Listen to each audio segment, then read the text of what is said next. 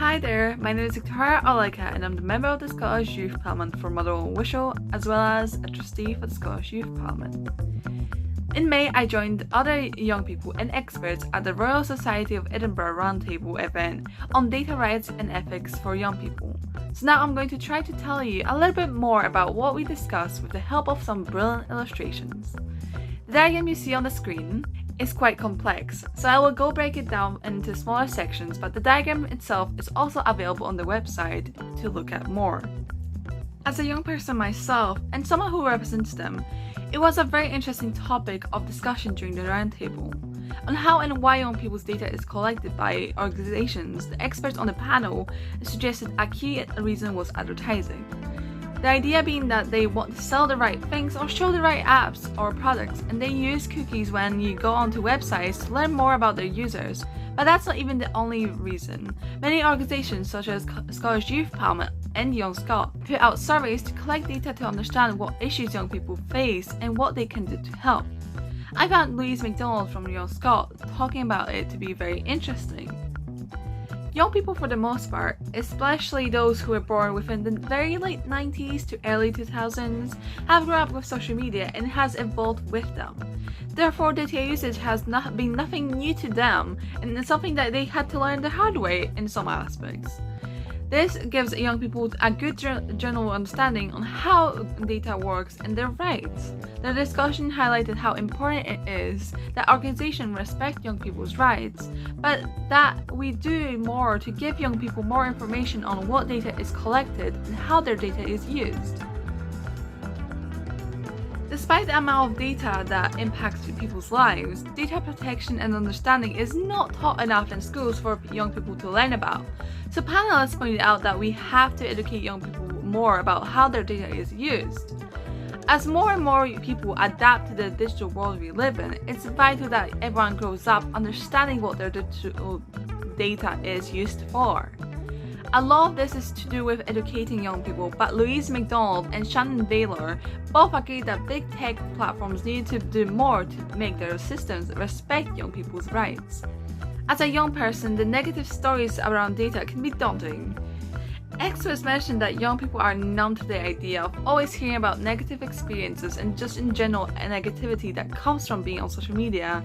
As this illustration shows, it was suggested that there should be a lot more promotion on good news and stories about the benefits of data and how it can help. And I think more positivity would be help in encouraging young people to care more about it. One of the things that were mentioned during the discussion was around trust in data. Experts mentioned that young people understand when they click accept cookies that their data will be used for different things, but the difficulty of it is that many young people, and people in general, don't read the terms and conditions that often are really long and jargony.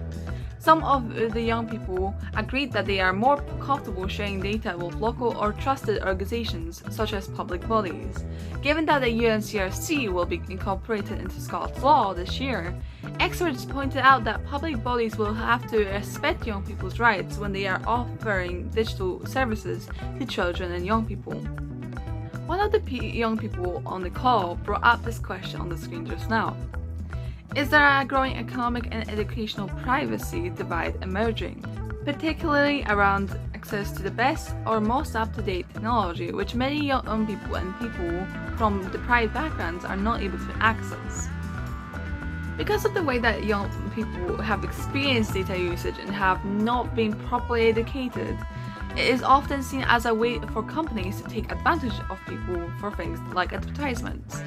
Many experts are on the table were from organizations that gather young people's data to improve things, but the mistrust comes when it involves trying to sell things or collecting too much data.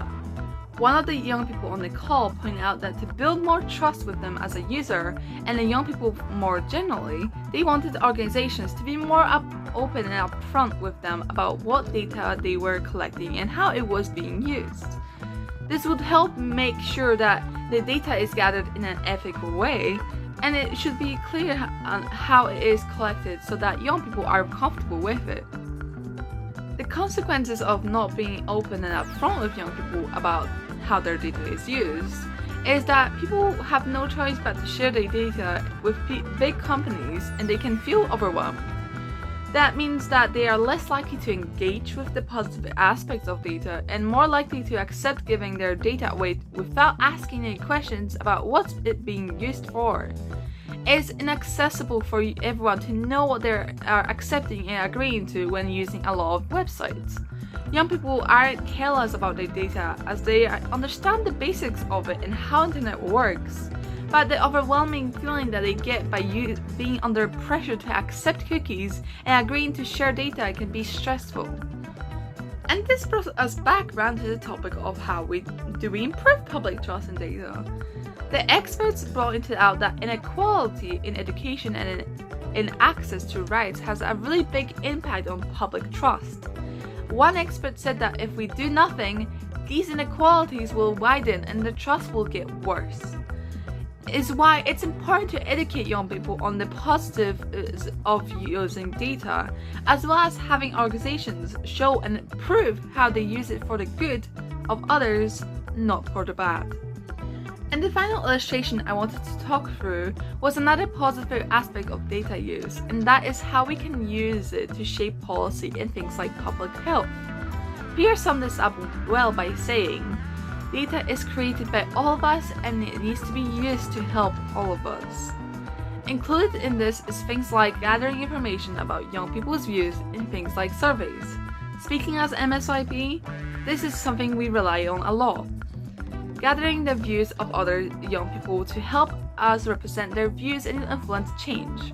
A good example of this would be our manifesto, which involved surveying thousands of young people from across Scotland, but now, after consulting young people, it outlines many of our policy priorities for the next 5 years.